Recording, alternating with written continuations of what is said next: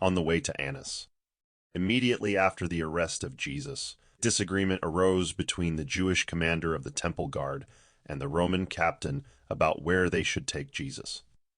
The commander of the temple guard ordered that Jesus be brought to the house of Caiaphas in Jerusalem, who was then the high priest. However, the captain of the Roman soldiers commanded that Jesus be taken to the palace of Annas, the former high priest and father-in-law of Caiaphas. He did this because, shortly before they left Jerusalem, he had been secretly instructed by a servant of Annas to bring Jesus immediately to the palace of Annas after his arrest. The order of the Roman captain was obeyed, and thus Jesus was brought to the house of Annas.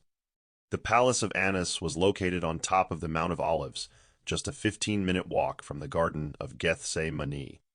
The Apostle John quickened his pace so that he could be close to Jesus, remembering his master's instruction to stay near him.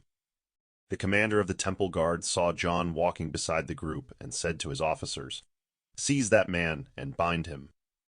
He is one of his followers." However, when the Roman captain heard this and saw John, he ordered that the apostle come and walk with him, and that no one should bother him.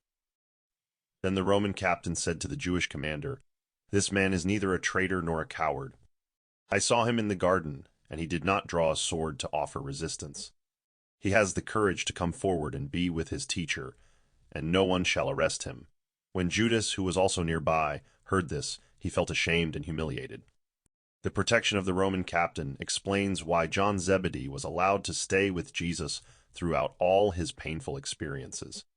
This was true not only for that night, but also for the following day.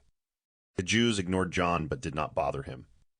John's position became even safer later that night when the Roman, during the handover of Jesus at the gate of Annas's palace, said to his successor, "Go with this prisoner and make sure these Jews do not kill him. See that they do not murder him, and ensure that his friend," pointing to John, this Galilean, "is allowed to be present and witness everything that happens." And so John was able to remain close to Jesus until his death, while the other 10 apostles were forced into hiding. The Roman officer did this because he acted according to Roman law, which stipulated that a defendant during a trial has the right to be accompanied by at least one friend. And throughout the entire journey to the palace of Annas, Jesus did not open his mouth. From the moment of his arrest until the time he appeared before Annas, the Son of Man did not speak a single word.